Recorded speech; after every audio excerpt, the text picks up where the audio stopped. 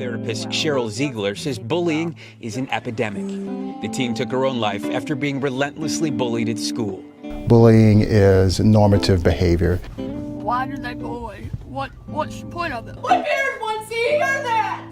Investigators in Alamance County have arrested half a dozen students on charges of cyberbullying. The YouTube generation did not invent bullying, but has made it more visible. Dangers of cyberbullying through the eyes of a grieving family.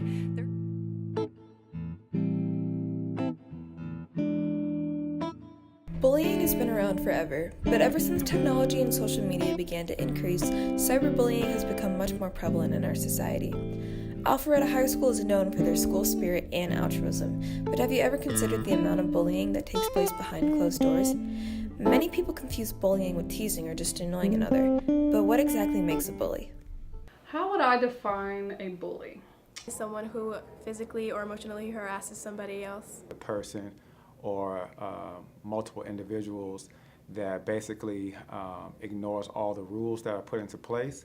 Someone that intentionally, through either verbal or physical actions, intends to hurt someone else. Someone that harasses on a continuous basis where it impacts a student's learning and interrupts their school day.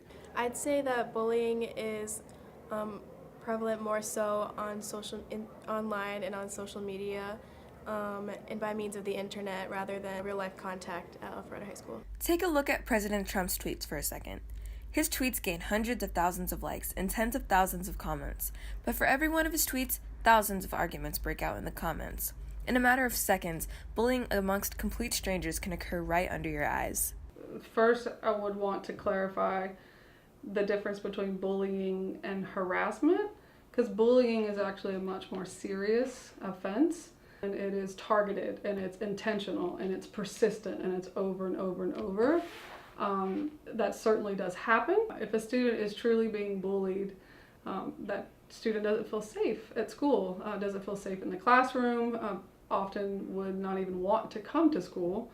But even if they were here, they're too concerned about how they're feeling, how the other person's making them feel, that they would not be able to concentrate on learning. So it would have a detrimental effect on a student's capacity to learn.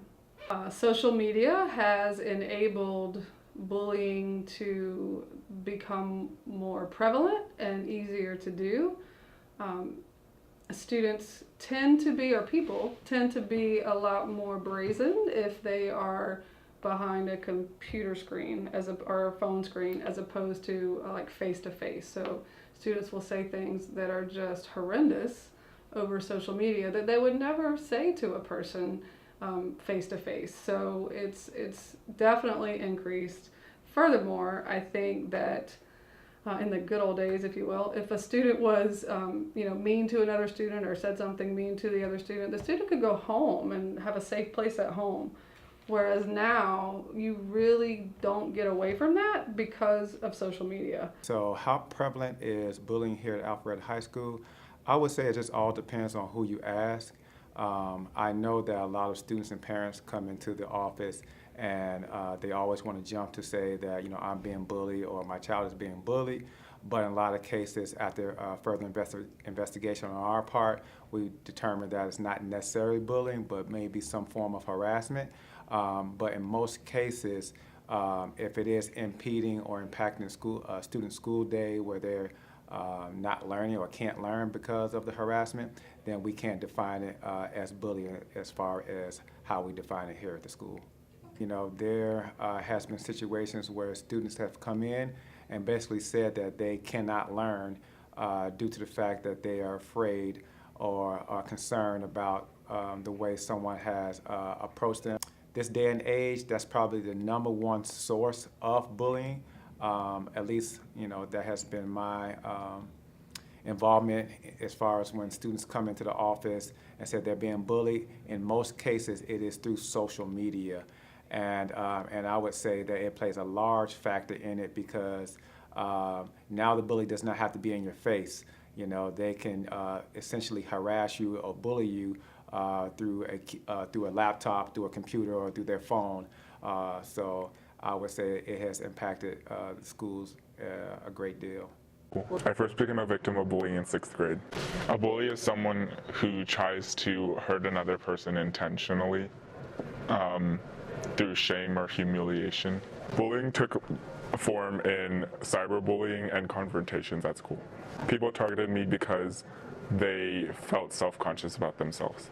Social media provides cyberbullies with a platform to bully other people.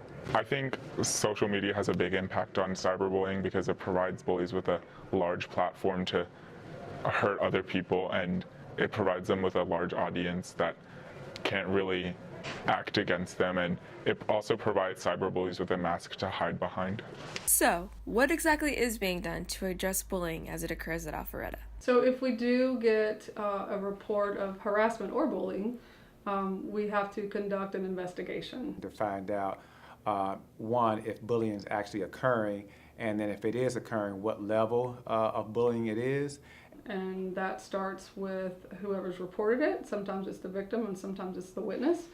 But we have to go and ask lots and lots of questions. And then once we do determine that bullying is in fact happening, then we impose the consequences according to our code of conduct that is enforced by Fulton County Schools.